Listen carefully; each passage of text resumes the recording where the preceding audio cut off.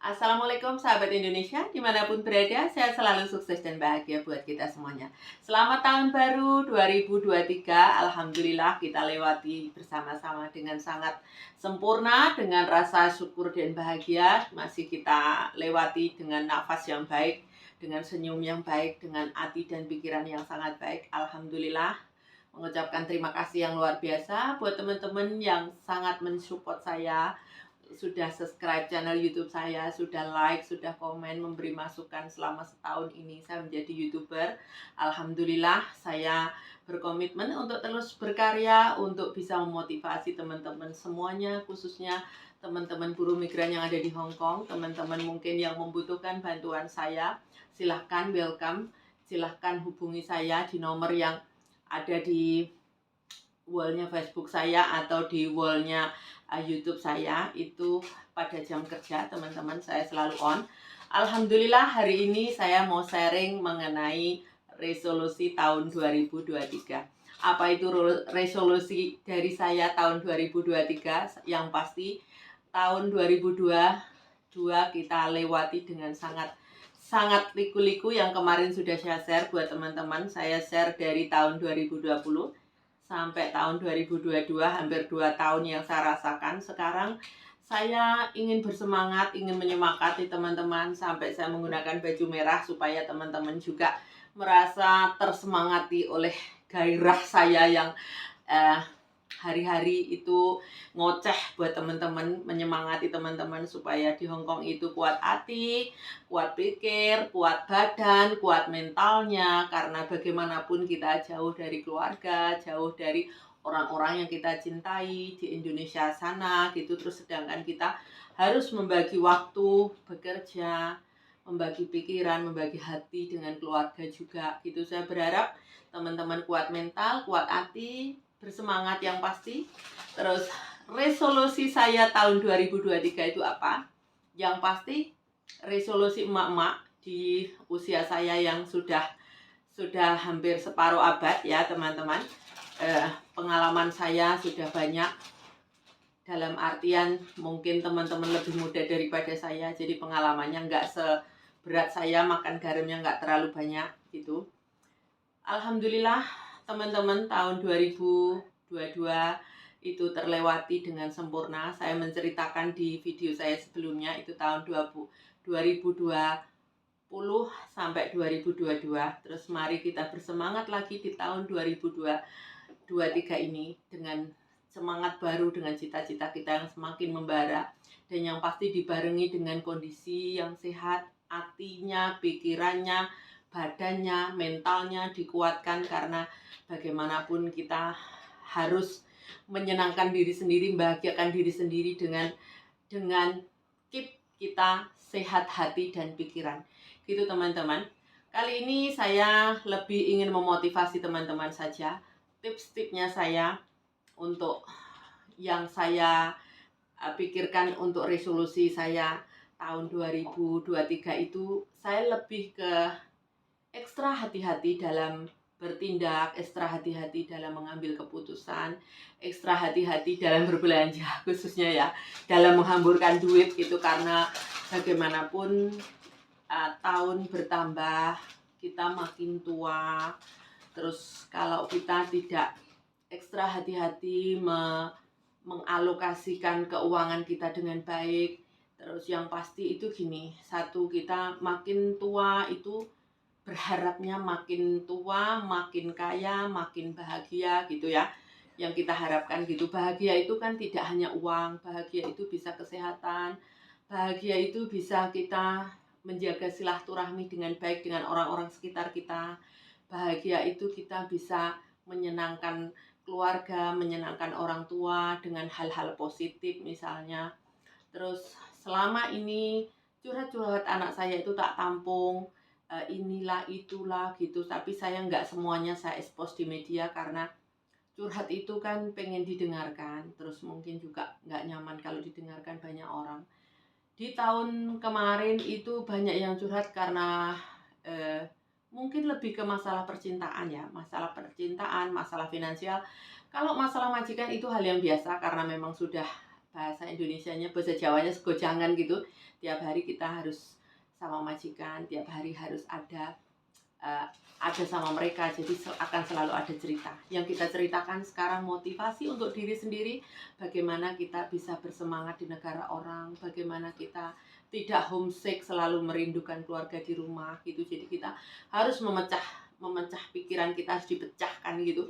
Hati kita harus dibuka seluas-luasnya, terus supaya kita itu tidak hanya memandang diri sendiri paling menderita, tidak memandang diri sendiri paling sedih gitu ya, karena kita ngalami hal yang sama teman-teman, terutama bagi teman-teman yang baru datang dari Indonesia ke sini, itu mengalami hal yang sama. Kita merindukan orang tua, terus sensitif kita ketika majikan negur kita, mungkin niatnya baik, karena kita sensitif jadi terimanya tidak baik, terus banyak hal yang membuat kita itu ngedrop gitu ya.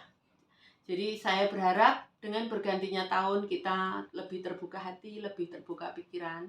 Terus teman-teman semuanya di sini itu kan melalui perjuangan yang tidak gampang.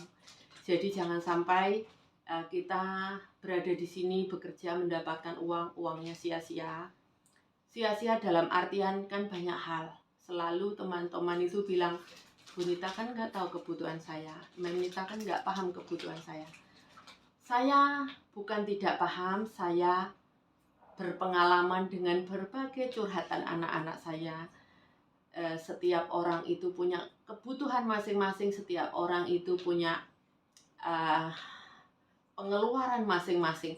Tapi kan gini teman-teman, kita harus diingat-ingat bahwa ketika kita belum keluar negeri itu mungkin untuk keuangan rumah tangga, itu untuk makan itu mungkin 1 juta cukup, 2 juta cukup gitu.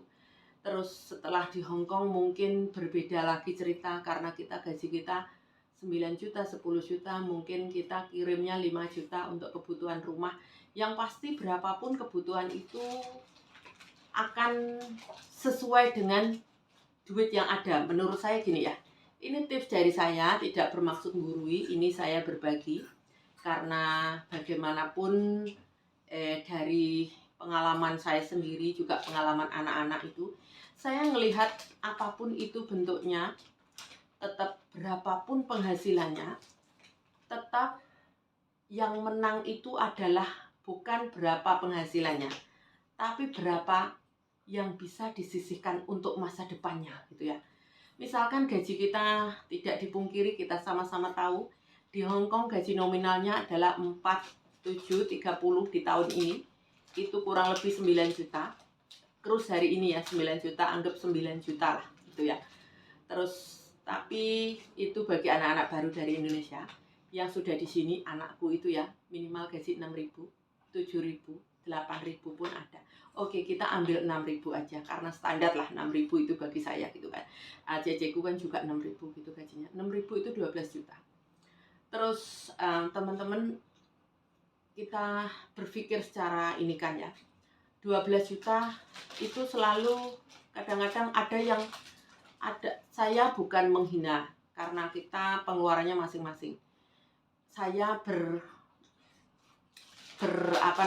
berbagi untuk motivasi supaya teman-teman lebih bisa berhemat untuk kedepannya.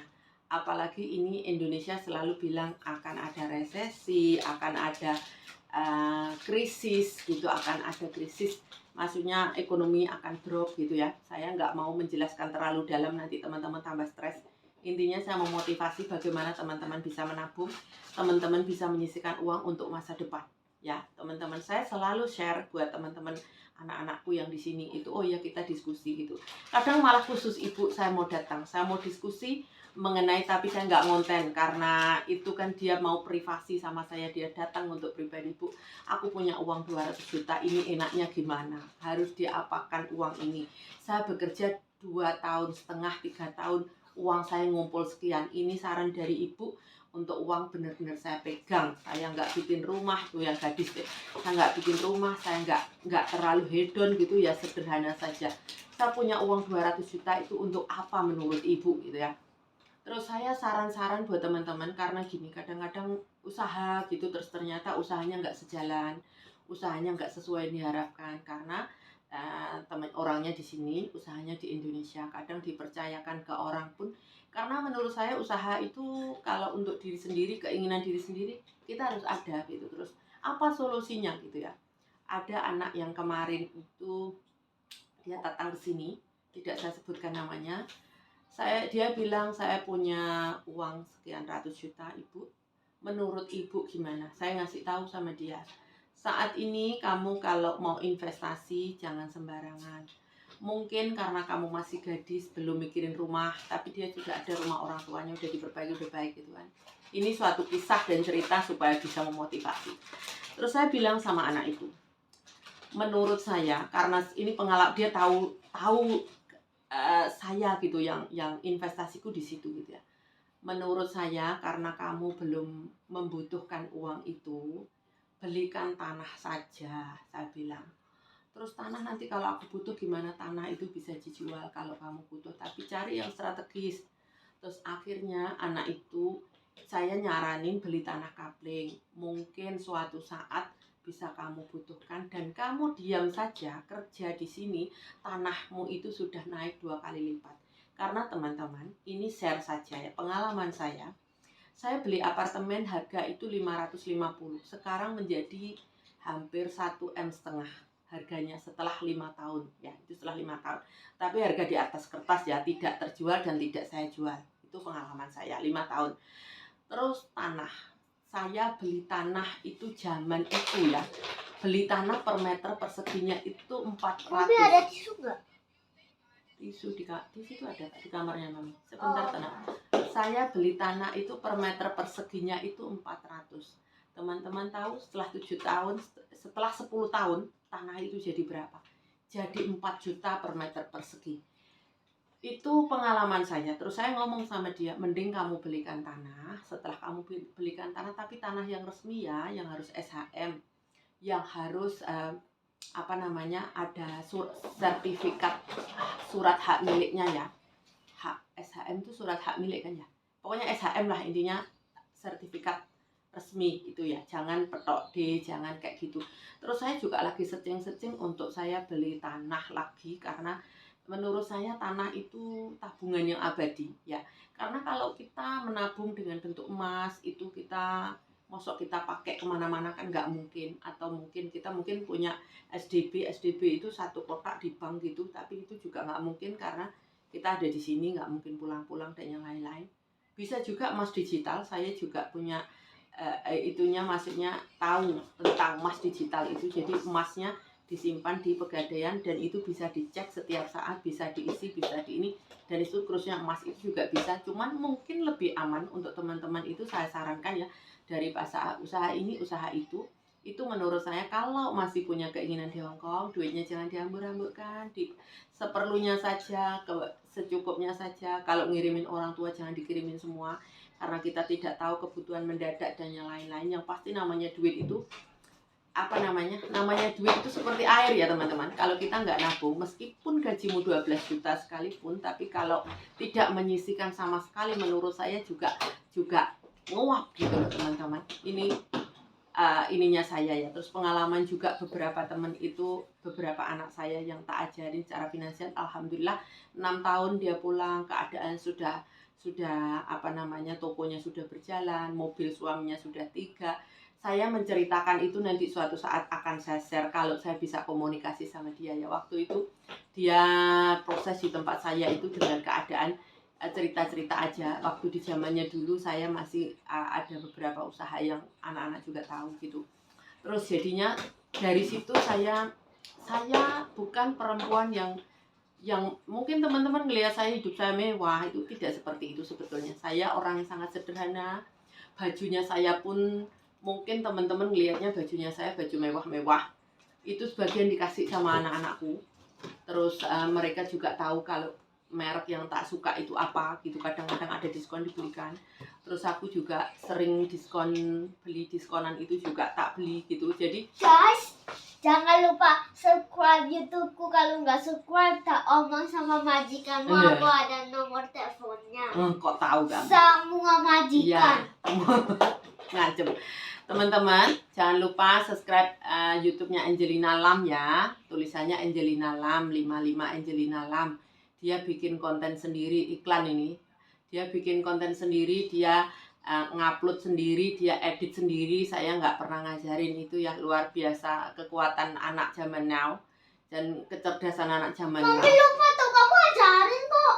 Ya ajarin, tapi kan ngasih tahu ini loh caranya gitu aja kan. Selanjutnya anak 3 tahun itu loh sudah bisa konten sendiri, bayangin nggak teman-teman? Oke teman-teman, kembali ke investasi ya, karena berapapun yang kita dapatkan kalau kita tidak investasi, ayo resolusi tahun 2023, ayo kita berinvestasi. Kalau teman-teman di sini jangan gampang terpengaruh sama teman, apalagi percintaan dunia maya, hati-hati teman-teman, dipastikan kita investasi untuk masa depan kita, karena bagaimanapun kedepannya kita akan berpikir untuk diri kita sendiri, kita nggak mikirin tetangga, nggak mikirin siapapun, dalam artian harus berpikir untuk masa depan kita sendiri. Ingat, tidak selamanya kita berada di Hong Kong bekerja. Usia kita bertambah, kita makin tua, tenaga kita sudah nggak mampu lagi, ada kalanya kita akan pensiun. Ya teman-teman, jadinya kita harus mawas diri, harus waspada, pinter-pinter menabung. Bagi yang punya suami,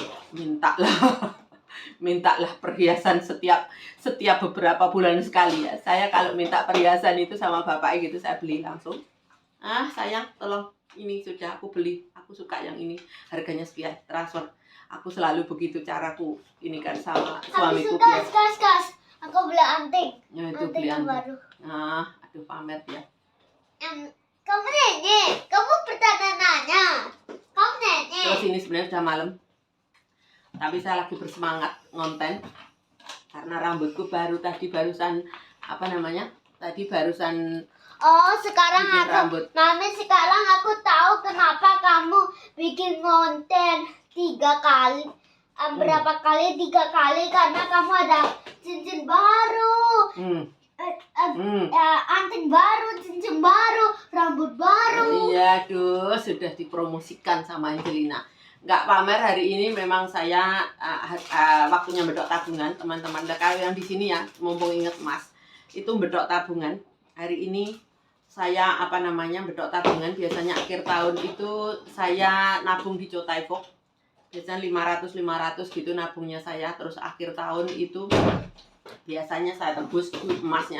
Hari ini 6.000 sekian saya beli emas, beli cincin, beli anting, terus beli anting buat anakku satunya lagi, totalnya 6.000 sekian. Terus yang ini tak klaimkan bapaknya, anting itu inilah. Yang ini tak klaimkan bapaknya, jadi saya dapat refund 3.000. Itu cara saya self reward ya, cara saya menyenangkan diri sendiri. Tapi saya lebih nggak ke shopping ya, karena di sini itu udah bosen shopping, bajunya sudah banyak, tempatnya nggak ada karena apartemennya kecil. Jadi saya lebih ke mungkin perhiasan, karena kalau perhiasan itu sampai kapanpun kita masih bisa dibutuhkan. Kalau mungkin kita perlu banget bisa digadaikan, tapi alhamdulillah selama ini kalau nggak penting-penting amat saya nggak gadein. Terus jadi perempuan wajib pinter-pinter, jadinya jangan sampai ketika kita tua terus kita menua tidak bahagia, tidak punya harta, itu akan menderita sendiri ya teman-teman. Jadi kita sebagai perempuan yang hebat dan luar biasa bisa nyampe Hong Kong, itu jangan sampai tersia-siakan. Jadi uangnya ayo ditabung. Saya bisa ngomong, saya bisa memotivasi, saya berharapnya ini bisa membuat teman-teman itu bersemangat di sini, supaya uangnya itu tidak hanya habis ketika kita kerja, uangnya habis begitu saja. Karena gini teman-teman, kebanyakan yang pengalaman saya ya, teman-teman itu lebih mementingkan rumah. Begitu juga saya. Di zaman saya masih muda, saya ingat saya tuh bukan bangun sih, rumah orang tua saya kan gede ya, rumah kampung itu kan depan belakang samping gitu. Waktu itu renovasi aja tahun 99 itu hampir 50 juta. 50 juta itu banyak loh teman-teman. Ketika zaman itu kalau saya pinter mungkin 50 juta sudah bisa tak belikan tanah, tak belikan lain-lain. Cuman saya masih berpikir tentang orang tua saat itu. Tapi nyata bahwa itu dapat rumah gitu. Tapi rumah itu kan mati. Maksudnya uang mati. Maksudnya barang mati yang nggak bisa diinikan. Tapi alhamdulillah ketika saat itu saya bangun rumah, bukan bangun ya, ngapii lah bahasa Indonesia, ngelepo lah. Tapi duit 50 juta itu banyak gitu loh. Terus apa di zaman tahun 99 itu. Terus apa namanya? Zaman itu tapi mungkin saya dapat berkah luar biasa dari saya menyenangkan orang tua. Saya kerja itu lancar-lancar aja. Terus usaha juga lancar-lancar aja. Terus alhamdulillah saya bisa menabung. Mami, Terus ini ya, sudah habis. Sudah iya, habis. thank you. Nanti kalau Iya. mau makan Iya. satunya. Sebetulnya saya tuh sambil ngomong teman-teman, tapi ya sudahlah, saya nikmatinya. Tapi saya pengen memotivasi teman-teman semuanya. Terus dari situ saya di zamannya itu saya itu gadis kaya ya, sapi saya banyak. Terus orang tua saya bukan orang yang menghambur-hamburkan uang saya.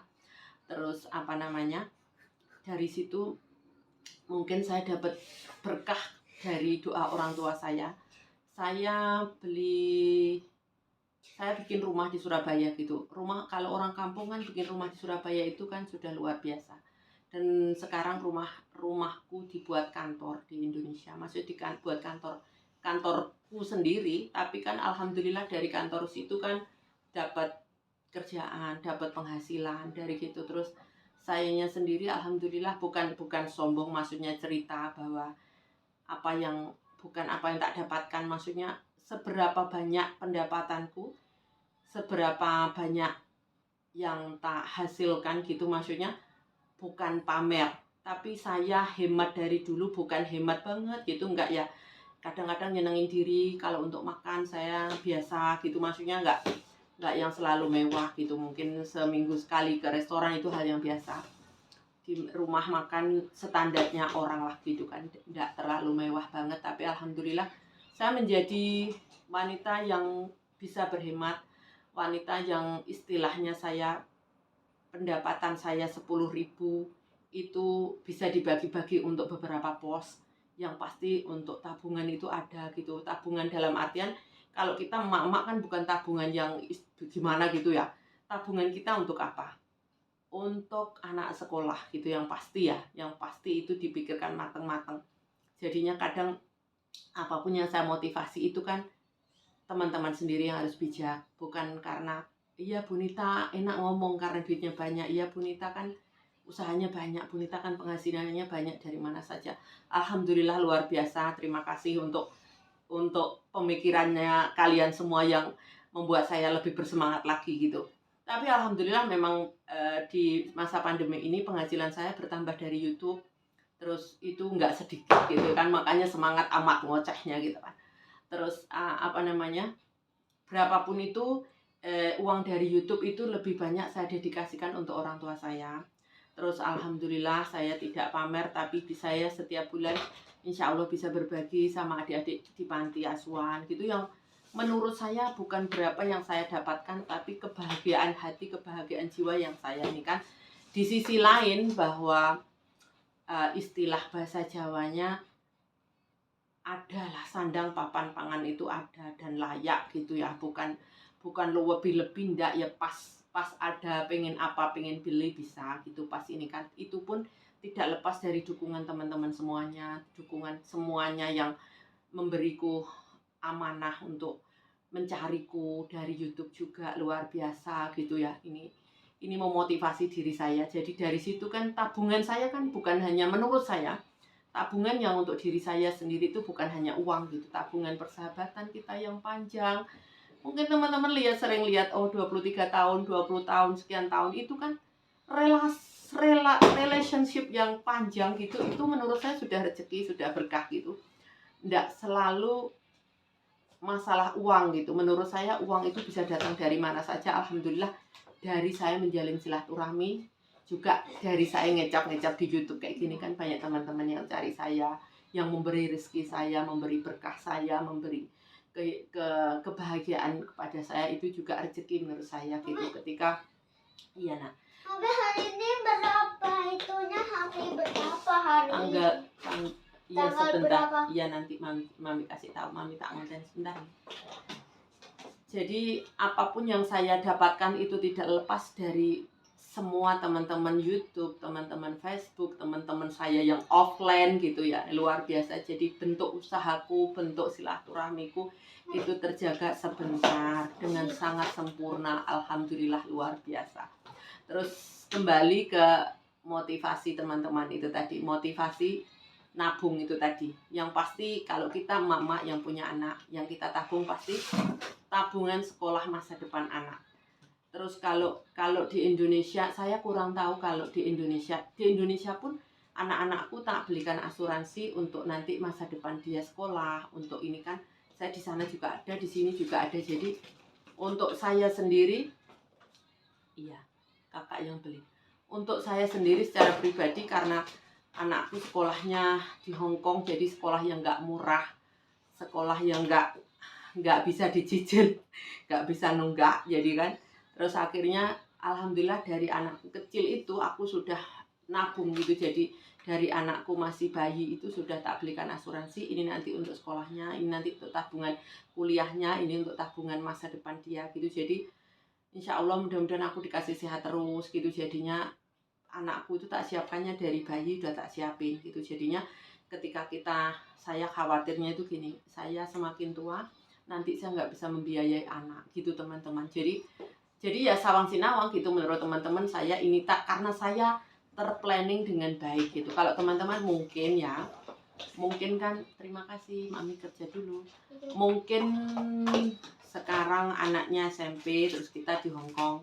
Jadi setiap bulan harus ngasih uang untuk ini kan, terus anaknya kuliah itu kita masih cari uangnya. Kalau saya nggak gitu teman-teman. Mungkin karena saya memang terplanning dengan baik, terus saya punya anak juga usia saya sudah 28, 27, 28 itu punya anak. Jadinya sebelum anak ada itu sudah tak toto, ini tabungan anak, ini tabungan ini. Terus anak yang kedua ini yang nggak terplanning karena saya nggak plan untuk hamil gitu, tiba-tiba hamil aja. Tapi alhamdulillah rezeki selalu ada, rezeki selalu datang. Jadi saya untuk memotivasi tersendiri itu ya memotivasi teman-teman juga, berapapun yang kita dapatkan kita harus bisa menyisihkan minimal 30% dari pendapatan kita untuk masa depan kita sendiri. Karena begini teman-teman, kita tidak mungkin di sini sampai usia anggap 50 tahun kita sudah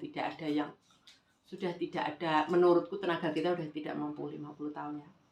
Terus yang pasti kita memikirkan pensiun kita, pensiun bahagia, pensiun seneng. Terus kita bisa menikmati apa yang kita miliki gitu ya. Terus bisa enjoy, bisa menikmati hari tua yang bahagia. Jadi teman-teman mulai sekarang dipikirkan itu.